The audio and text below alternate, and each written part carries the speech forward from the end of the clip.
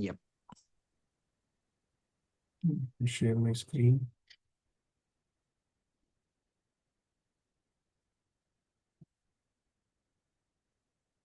Okay, so second.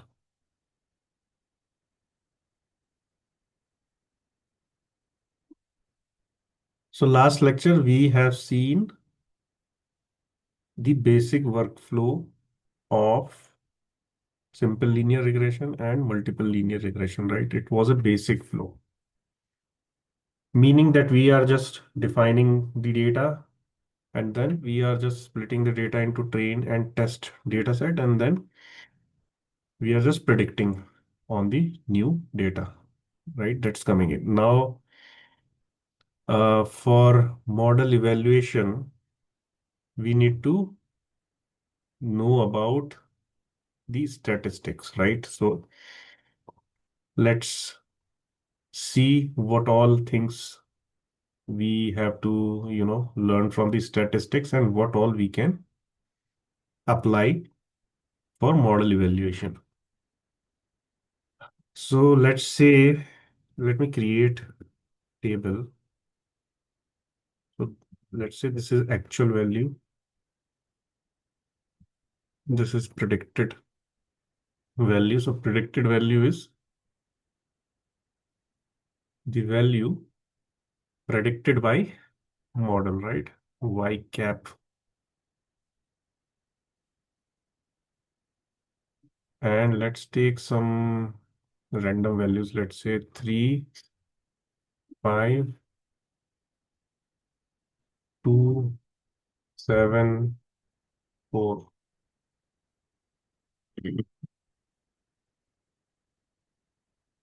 Okay, and let's say our model had predicted the values. So this I am taking for the data set, right? So we have seen in our last class that we have some TV, radio, newspaper column. That means feature, and then sales is the label. So sales label is there, which is the value, actual value, and then model predicts the sales value.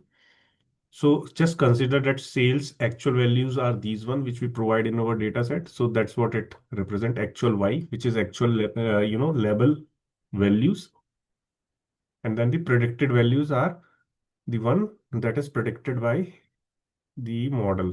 So let's take some prediction values. Let's say our model has predicted these values.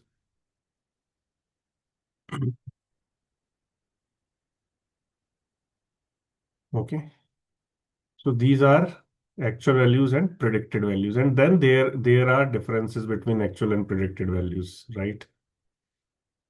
So the error will be basically error is defined as actual value minus the predicted value. Means how much the predicted value is uh, differing from the actual value is the error. So 3 minus 2, this will be, sorry, this will be 1. 5 minus 6 minus 1. Then this will be minus 1. This will be 0. And then this will be 1. So in this case, you can see, right, actual value and predicted values are same, which is a very good prediction for that particular sample. And hence there is no error in this, and that is why it is coming as 0. So this is error.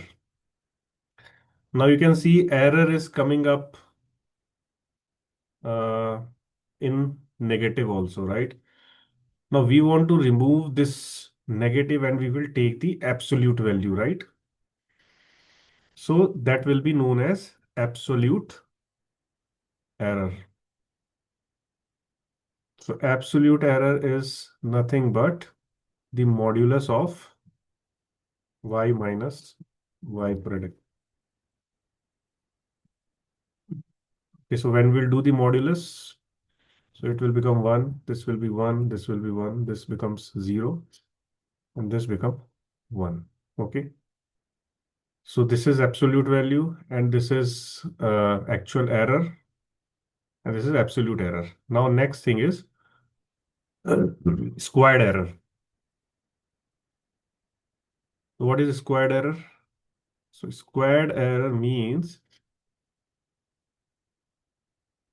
whatever minus you are doing, right? Error column, whatever you are getting in C column, you are just squaring it. So it will be y minus y pred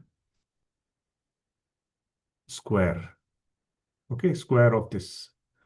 So it will be 1, 1, 1, 0, and it will be again 1. Okay, so this is one part of it, which talks about errors, right? Okay, now let's do first do calculation for these, and then we will look into the deviation part. So error one, let me, okay, these are the error part. Now you can see these are the actual value. What is the sum of these actual values? Sum is 21 and average is 4.2. So the average of these values, actual values, is known as mean of actual values, which is y bar. You basically say, how should I represent y bar?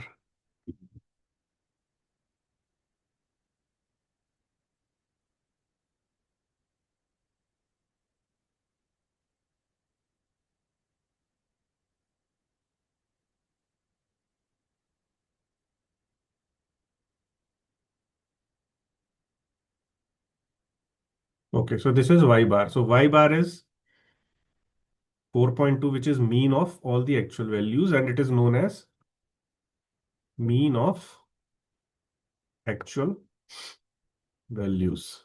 Okay, cool.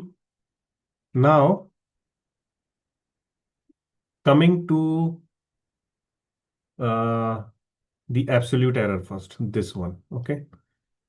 Now, if we will do the total summation of all these, okay. So summation will become, the total will become 1, 2, 3, 4. This will become 4, right? And uh, if I will divide this by the total number of values, so these are 5 values, right? So यहाँ पे we have taken the mean of actual values. यहाँ पे we want to take the mean of the absolute error. I mean this particular column, right?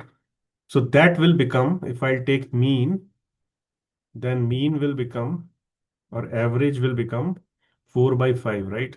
And which will be 0.8.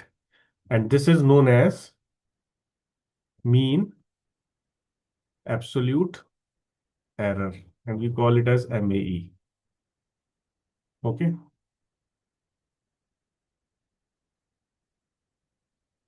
Mean absolute error. This is mean of actual values. Okay. Two things we have seen. Now, coming to this particular column. For this, again, summation we will take, total will be 4. And uh,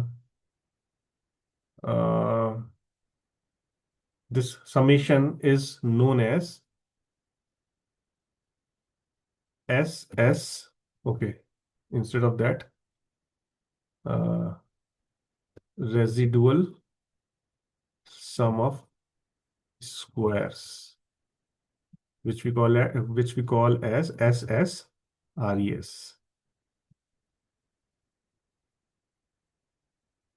So this is residual sum of squares. Okay.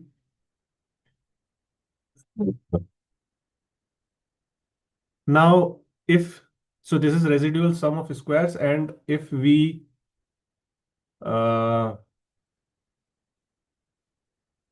if we basically take the mean of it, So taking the mean of it, so when we are taking mean of it, so it will be 4 by 5.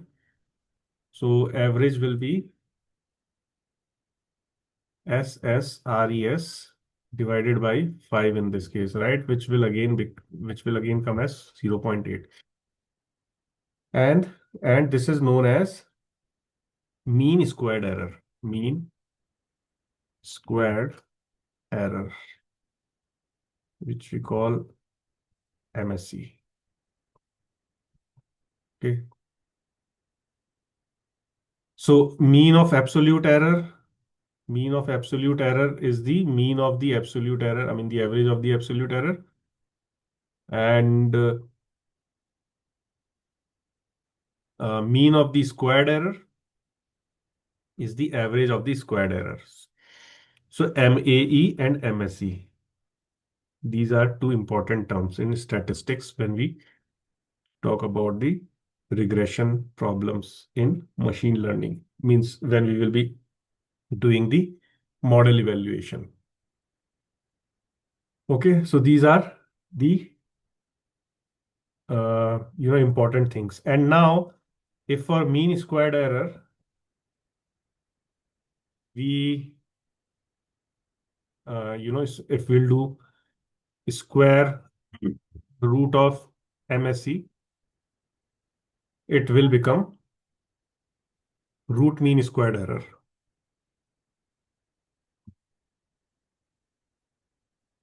RMSE. So this becomes root mean squared error. So we have seen few terms, right? MAE, MSE, and RMSE, right?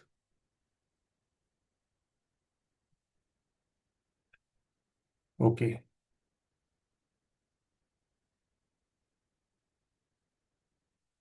Next thing is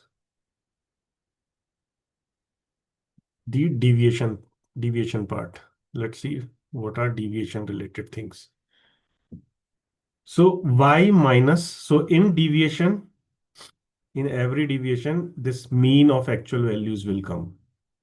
That means how much is the actual value deviating from the mean? How much is the uh, yeah, so we are basically bothered about actual value only, that how much is the actual value deviating.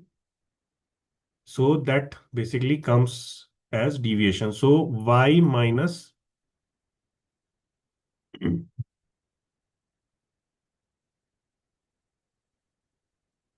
this, if I will do, this will be known as deviation. Okay, let's see what are deviation in this case. So 3 minus 4.2 is minus 1.2. 5 minus 4.2 is zero point 0.8. Similarly, for others also we will do. So it will be minus 2.2. 7 minus 4.2 is 2.8, and then 4 minus 4.2 is minus 0.2. Okay.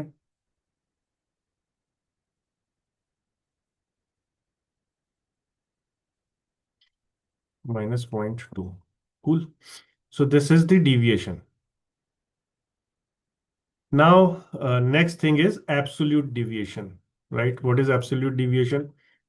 So absolute deviation will be, if we'll just take the absolute value, right? This is known as absolute deviation. So it is just that you will remove minus symbol, minus sign from wherever it is there, right? It will be 0.2. Okay. And then uh, next thing is squared deviation. So squared deviation is uh, y minus y absolute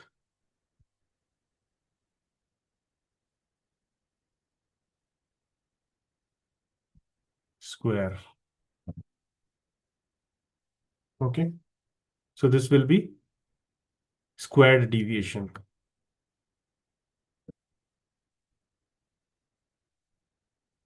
Okay. So square deviation will be this, in this case, it will be 1.44, 0.64. This will be 4.84. 2.8 square is 7.84. It will be 0.04. Okay. So this is about deviation related calculations. Cool. Now, absolute deviation. Okay, absolute, when we are talking about absolute deviation. So absolute deviation, sorry, this one. Absolute deviation may, if we will sum it up, total. So total is 7.2. Okay. So total is 7.2 here in this case. And if I'll take the average, so average will be 7.2 divided by 5, which will be 1.44, right? So this will be 1.44, and it is known as mean absolute deviation.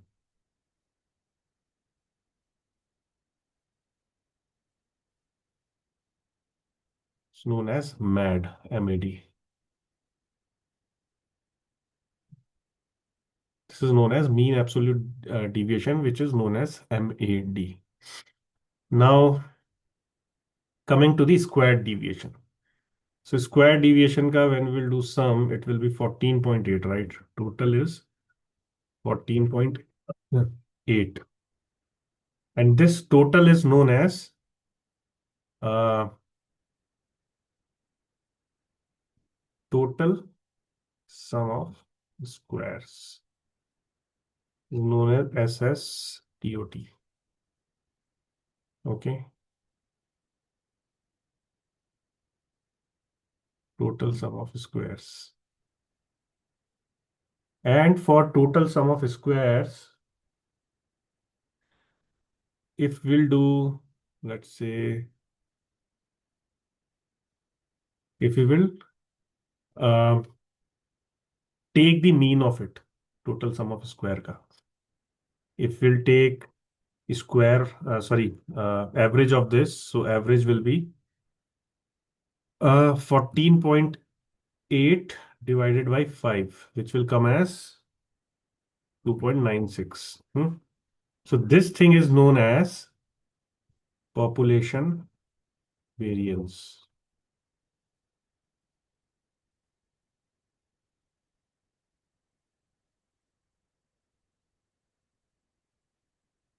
Okay.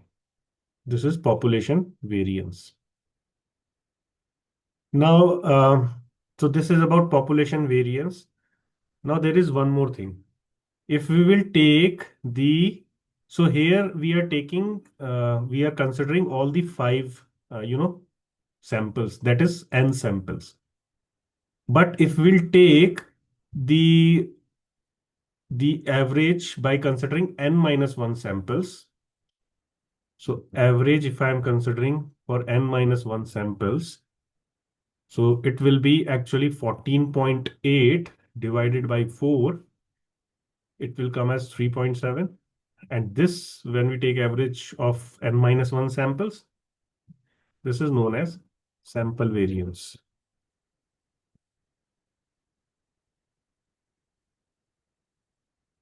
Okay. And square root of sample variance is known as standard deviation. Okay. See, there are a lot many terms in statistics, but I'm just covering the important ones. so that you don't get confused. Okay. Now, talking about these values, residual square of sums and total sum of squares. I'll tell you which are the important ones. Let me just, highlight those ones. This one will be important. This one will be important. This one will be important. Okay. Now there is one more thing which is important, which is known as R square. So for R square, we need this value and this value. So when we, talk about R square is known as coefficient of determination.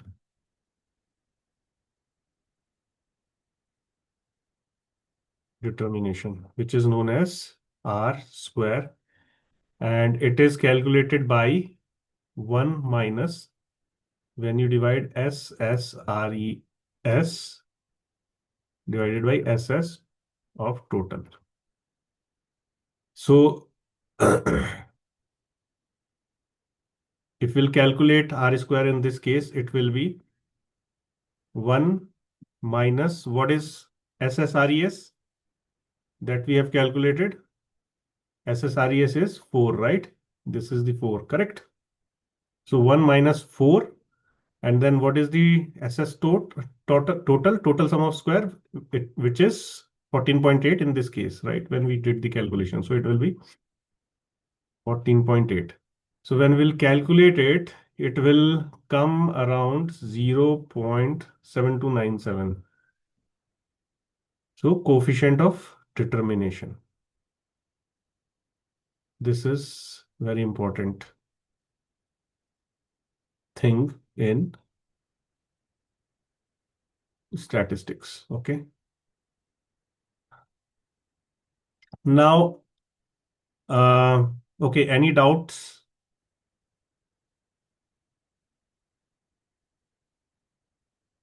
Okay, one more thing. Now, when we, do the performance evaluation of models, so in that case, we require these things, mainly these things: coefficient of determination, mean absolute error, mean squared error, and root mean squared errors. And I'll tell you in what all use cases, uh, on which particular matrix you have to focus on. But before that, there is one more thing. So mean absolute error,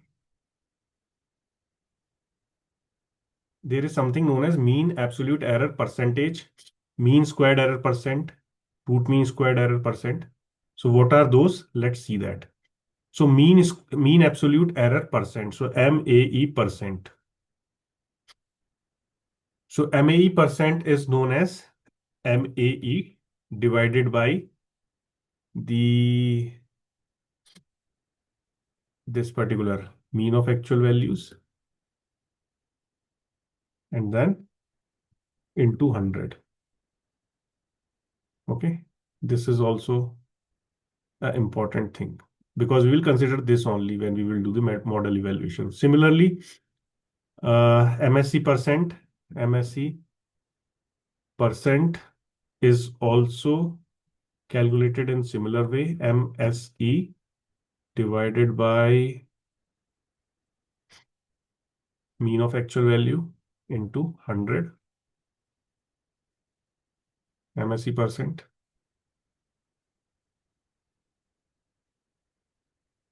And similarly, RMSE percent is also calculated in similar fashion. RMSE percent equal to RMSE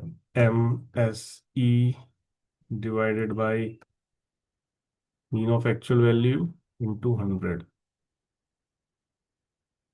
So this is RMSE percent. Okay. Okay, before we move forward, we'll revise each and everything again. Any doubt so far? Any confusion?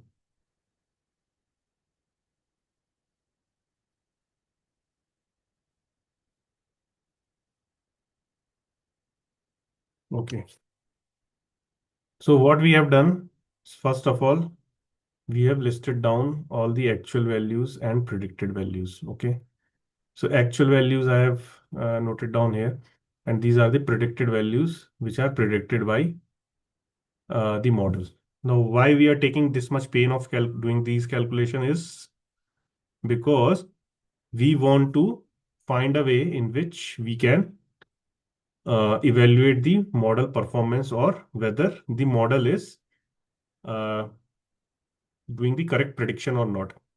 If it is in the acceptable range, we will do nothing. If it is not in the acceptable range, and how do we decide whether it is in acceptable range or not?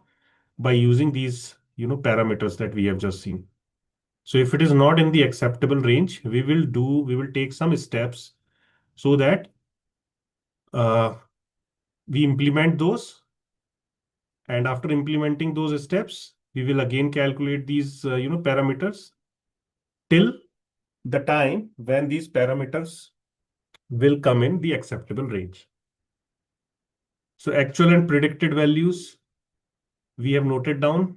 Then error. So error uh, is the difference between actual and predicted value. So y minus y predicted value is the error, which is this.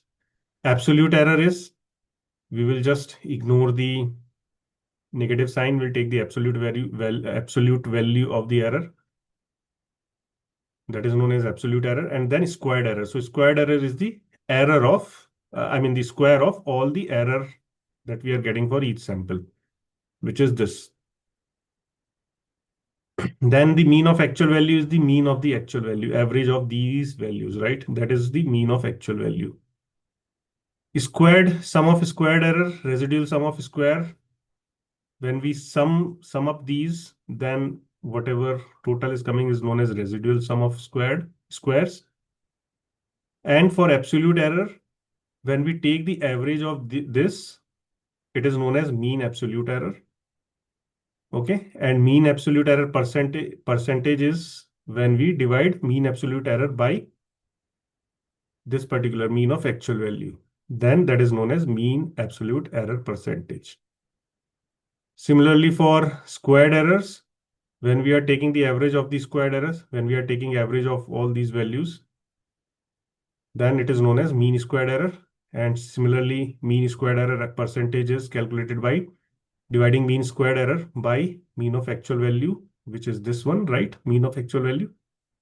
So that is known as MSE percentage. And then root mean squared error is just the square root of mean squared error. Then the deviation part. So deviation is basically calculated uh, between actual value and the mean of actual values. So actual value, how much it is deviating from the mean of actual value for each sample is known as deviation. And then absolute deviation is the absolute value of the deviation, which is this one. And then square deviation is the square of the deviation that we are getting here. So when we do the square of it, it is known as square deviation. And when we uh, basically sum up these particular samples of values in the square deviation for square deviation, the total which is coming is known as sum of total sum of squares. If we'll divide the total sum of squares by n, I mean all the total number of sample, it is known as population variance. When we divide by n minus 1 sample, it is known as sample variance. And when we take the square root of sample variance, it is known as standard deviation. And then coefficient of determination is r square equal to 1 minus SSRES minus divided by SSTOT. So out of all these that we have seen, most important things are this one, MAE percentage, MSE percentage, RMSE percentage, and coefficient of determination. Rest, we will not use it.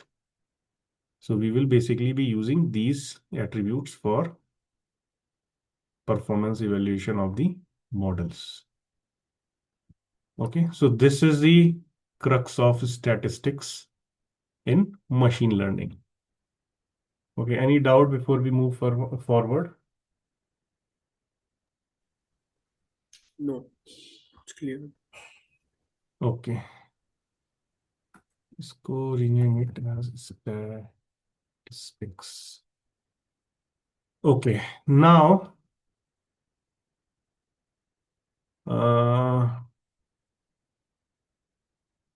ठीक है, this is a statistic. Next thing we will see is which we will see will be uh, which metrics to focus.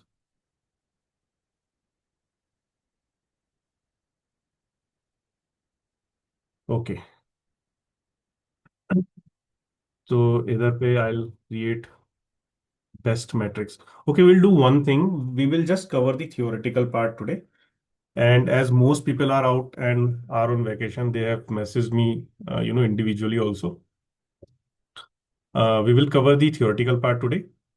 And after vacation, probably from 10th of January, I will resume my classes. And implementation of these concepts in the programming, we will, take once everyone is back from vacation. Yeah. Okay, so best metrics to focus. ठीक है, यहाँ पे we will let me write down use case and यहाँ पे let me write down reason. Okay, so best metrics to focus. What all metrics we have to focus on? First one is MAE. So when I'm talking about MAE, you can consider MAE percentage and MAE, together. So let me write it down as MAE. Then second one we have seen MSE. Third one we have seen RMSE. Then R square. Okay.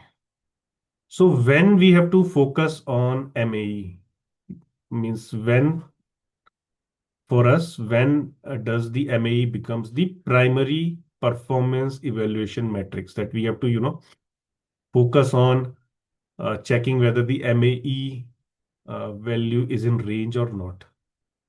So whenever we want that our prediction must be very accurate, then in that case, we have to focus on MAE.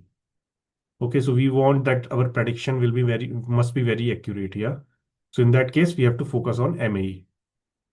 Why? The reason is because when we focus on MAE, then it basically reflects the average error easily, right? That is why. Second is MSE. When do we need to focus on MSE? So MSE, we have to focus when big errors are especially bad.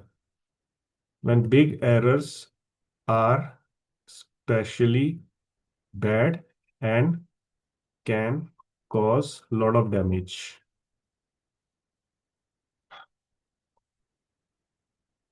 So can you consider in what all cases big errors are especially bad? Cases where the finances are taken care, right? Dollars or money transaction is there. Let me write dollar just to indicate that when our model is predicting and we cannot afford big errors, because big errors, let's say we are predicting and there are big errors, let's say thousands of dollars here and there is coming as part of the prediction. So we cannot afford that, right? Whenever the money transaction is there. So in that case, the best metrics to focus is MSE. And why it is so? Because it penalizes large errors more due to squaring. Because if you remember MSE when we were calculating यहाँ पे, right? So when we are basically squaring the error. So let's say actual and prediction may there is a difference of 10, let's say. So 10 may I mean error is 10, and when we are doing the square of that particular error, it becomes 100. So for big errors, it is penalizing large errors due to squaring. So as we are doing squaring, so the error becomes large, right? So by doing the squaring, it helps us in highlighting big mistakes, right? It highlights big mistakes. So that is why MSE is the best metrics to focus when big errors are especially bad. Okay. Now the third matrix, which is root mean squared error. Um, so this basically we have to consider in the cases where we want average error, but also consider large mistakes. So we want to, keep a balance of those two things where we want average error plus also consider larger mistakes. And why so? Because it will basically combine the power of MAE and MSE properties. Okay. Then the next one is R square. Now R square is something if you are not, okay, I'll come to that later. But before that, let's consider where we want to, focus on R square in what all use cases. So when we want a quick idea of overall fit, wants a quick idea of overall fit, then in that case, we will focus on R square. Why? Because it basically explains the variance. Okay. So these are the metrics to focus on when we want, when you want to evaluate the model. And whenever you are building your machine learning model, it is built based on some or the other use case, right?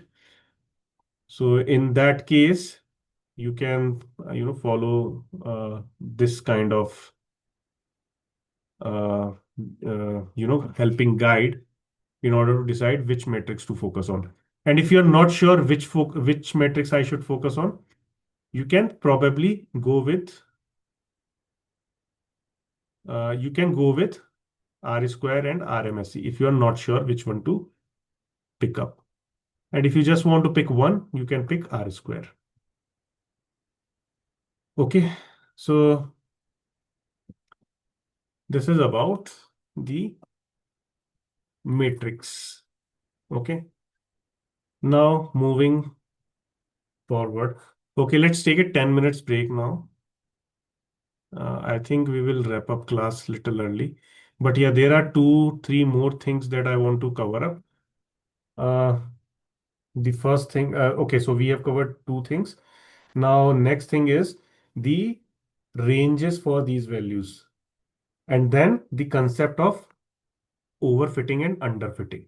Okay, so these 2 things will be picking after the 10 minutes break. But any feedback or anything which you want to discuss, whatever I taught you about statistics and which metrics to focus, is it clear to you? I know Sarthak has joined a little late, but are you able to catch up what we are Yeah, trying yeah, to? yeah. I understood what you're telling to. Like in the first 5 minutes, I got confused, but now I got the point. These all are the statistics, and basically these will be required to uh, in the model, like in the model creation or what? No, so what model? So this model creation that we have done, na, this was the basic flow. Yes. So whether our model, see, the thing is that you can, correlate it with real world. So in real world, let's say uh, there is a student, we have given the data for that student to train. So that student will train, he will study, and then he will give exam, right? So Mm. giving exam is synonymous to the model training and model predicting the value. So exam may that student will write down some answer. It will consider that as the prediction. Mm. In ML, model will predict some values. But Hmm. whether the answer given by that student, how correct are those answers? Hmm. How, how did he performed in that exam is something that we have to evaluate, right? So we cannot just Hmm. ignore. So we cannot say that, okay, student has given the exam. That means everything is fine. We can close our eyes and then move forward. No. Hmm. Similarly, model is predicting values, so we cannot close our eyes and say, okay, model is predicting some value, we are done. Our model is ready. No. What we have to do is that we have to evaluate, right? Exam may be that whatever that person or student is giving, so we have to evaluate the performance of that student in the exam, right? If he's Huh. scoring, let's say, more than 90%, we can say, okay, he is performing well in the exam. Similarly, model maybe there are some metrics which we will focus on to evaluate whether model is performing good or not. So these are the metrics that we have to focus. How do we focus that and how do we calculate? So we will, whenever we will take the Python coding in our next lecture, I'll show you how do we evaluate that. Because model predicting the value is not the ultimate, end goal. Ultimate end goal is to basically evaluate whether the model is predicting well and model is performing well. If it is not performing well, we will take the necessary steps to correct that. So that is the overall, goal of, performance evaluation metrics. Okay, cool.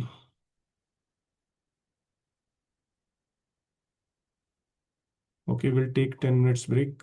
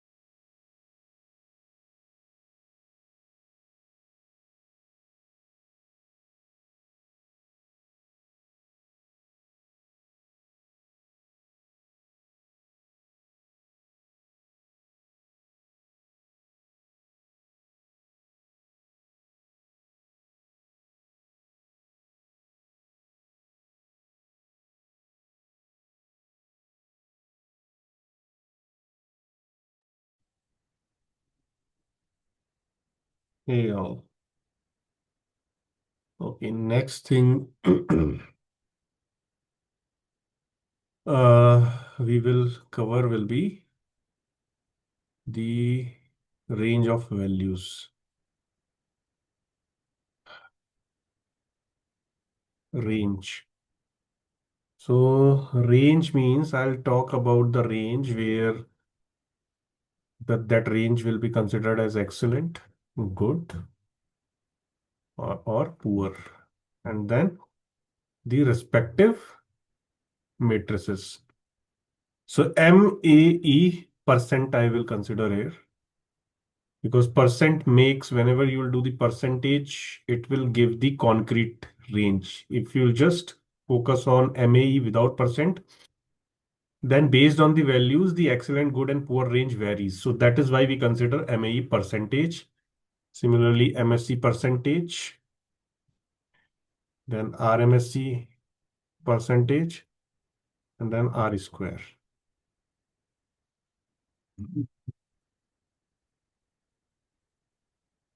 Okay. So for MAE percent, the excellent range will be something which is less than 5. So it will be the excellent range. Between 5 to 15, it is a good range. Between 5 to 15, it is a good range. And then poor range is basically anything greater than 15 is poor range. Okay. Excellent, good, and poor. Okay.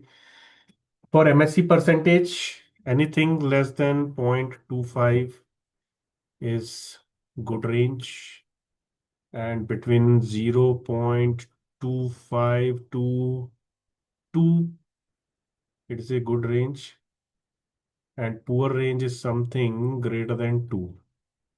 For RMSE percentage, anything less than 7 is an excellent range.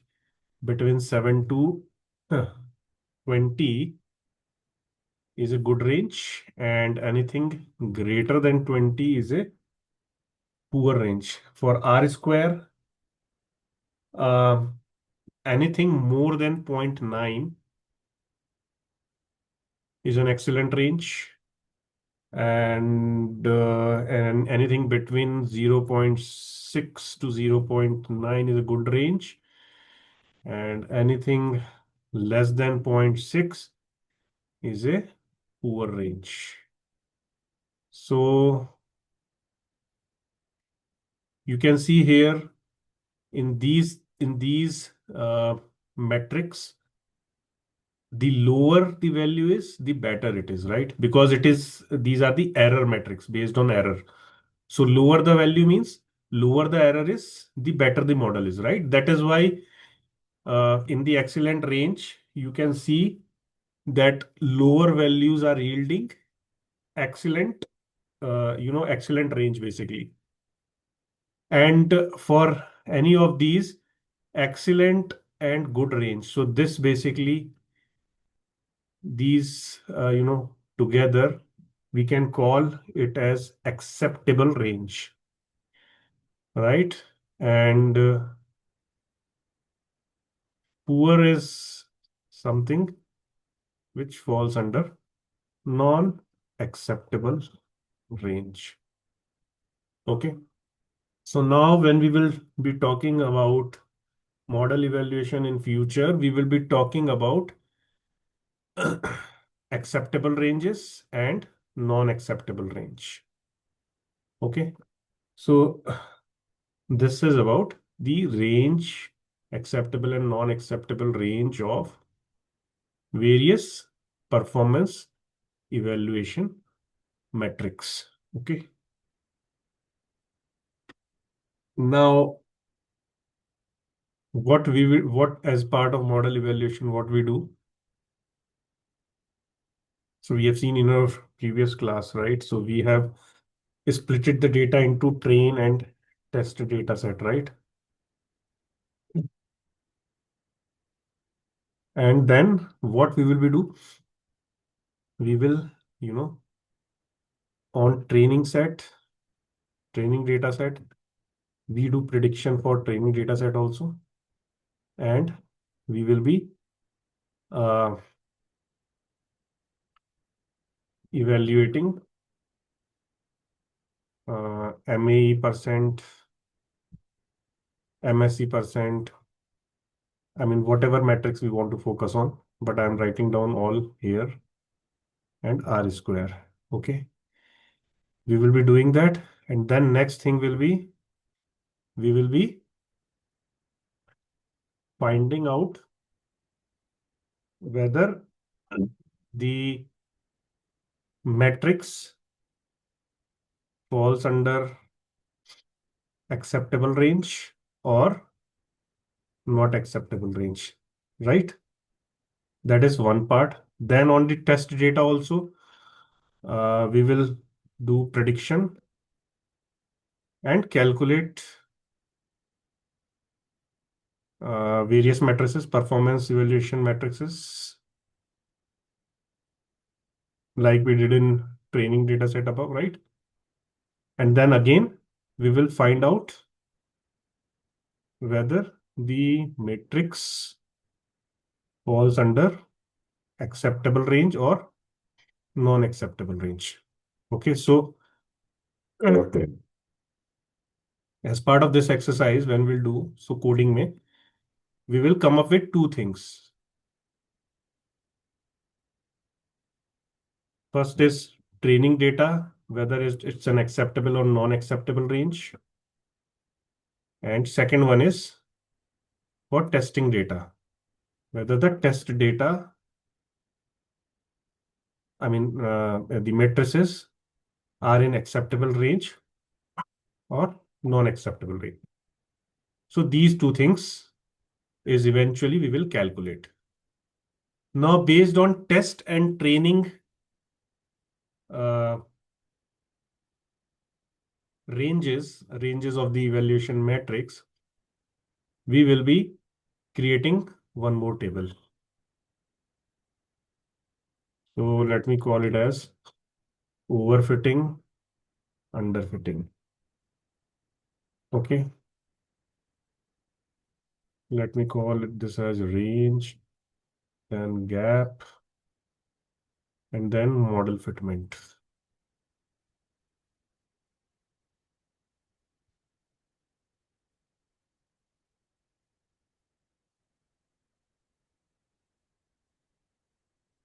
Okay. First, both train and test, both are in acceptable range. ठीक है. Then second is both train and test are in poor range. Okay. Then third one is that training data evaluation is in acceptable range, but test data evaluation is in poor range, right? And next is that train data evaluation is in poor range and test data evaluation is in acceptable range. Okay, so these are the conditions. So when train and test both are in acceptable range, so consider that you are given some uh, study material to a student. So while training means while preparing for the examination, so he is basically performing well whenever he is attempting the question and answers when he was preparing for the exam. That comes out as a good, in a good. I mean that we are evaluating as a good because he has done good revision. So that is training part. So training part in that case is in acceptable range. Now in the testing part, in testing phase, when that particular guy he's giving exam, he's performing well, and let's say he's scoring 90% marks. So both training and testing data evaluation, both are in acceptable range. That means uh, model fitment is good, right? Your model is good. Now here also training and testing ka gap. So there can be so when we will find the gap between the train and test data. For example, uh, some MAE value, MAE percent value we have calculated for training data, and then MAE percentage value we have calculated for testing data. Then we will uh, find the gap, right? MAE of train minus MAE of test data set. So that gap I'm taking in percentage. So that gap percentage, if it is less than 10, then your model fitment is good. But if the gap is greater than 10, then your model is borderline good. It is good, but it is still, on the border of being a good model. Second one is both train and test are in poor range. Means student is preparing for exam while revision when he was attempting the answer, he was not able to answer any question. Means in training phase he is performing poor, and when he is given exam, that is in the testing phase also, he's not scoring good marks, he's failing. So in that case, the gap will not matter, right? What is the gap between train and test? So it can be any gap, but eventually the model fitment is poor, or we call it as underfitting in the language of machine learning. So underfitting means when your both training and testing data is, I mean, the model on the training and testing data is performing poor, then it is known as underfitting. Now, third case. Third case means when training is in acceptable range, but in testing, it is in poor range. Means when the student is preparing for exam, he's performing well during the revision and before exam during the training phase. He's performing well. He's doing good revision and he's able to answer whatever questions he's trying out while doing the revision. But in the actual exam, he's not able to answer correctly, and let's say he fails, right? So in that case, uh, this particular case is the case of overfitting. Now here also we can consider the gap, right?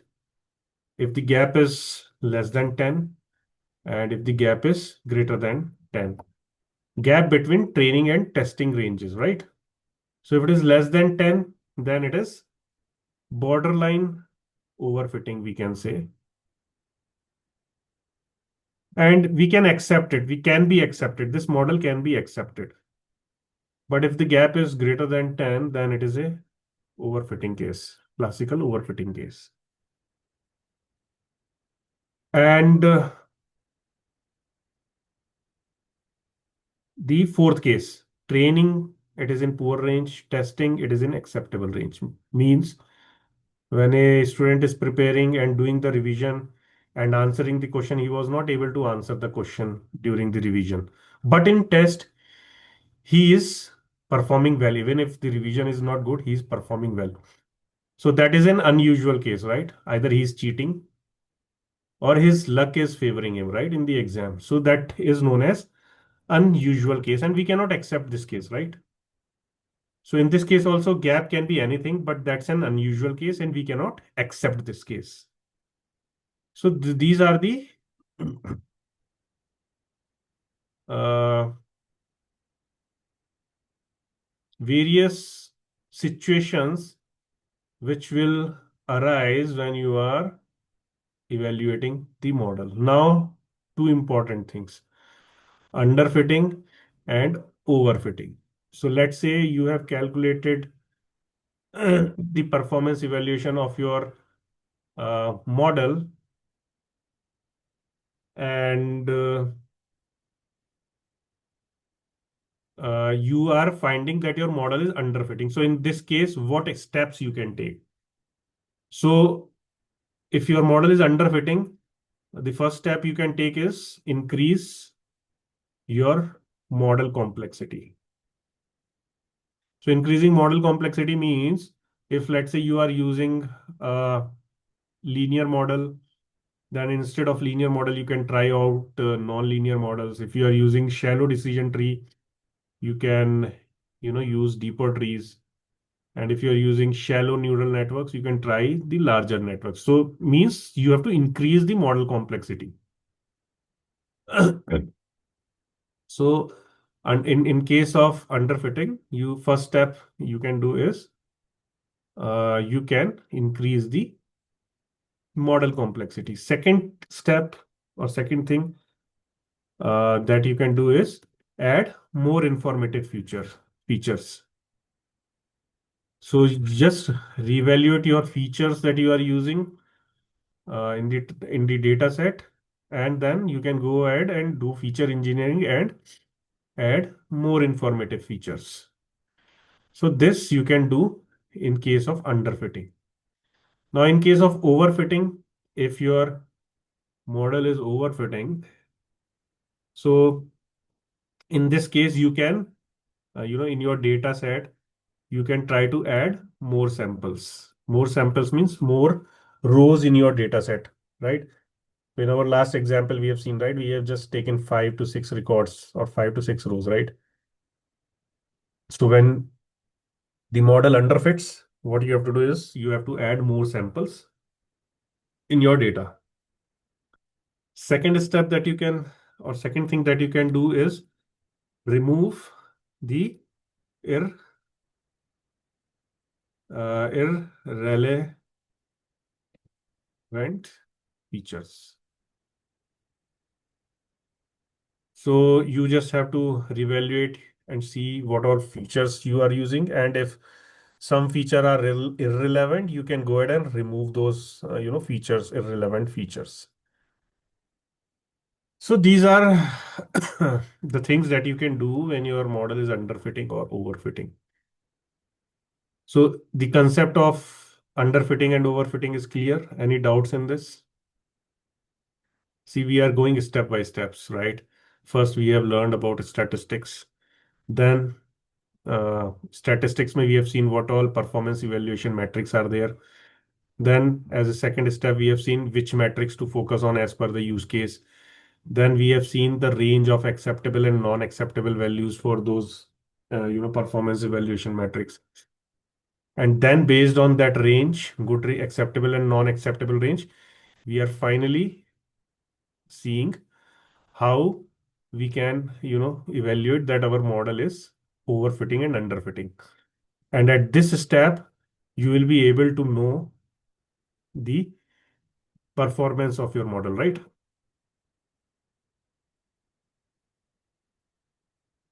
And based on the performance on your model, you can take the necessary steps to improve the performance. So if your model is underfitting, these are the steps that you can take to increase the performance of your model. And if your model is overfitting, then in that case, you have to take these steps in order to make your model's performance in a good range, right? So what is the good range? So this is the good range, which you will seek when you will be building any ML model. Okay. Any doubts? Anything that you want to add up? Anyone?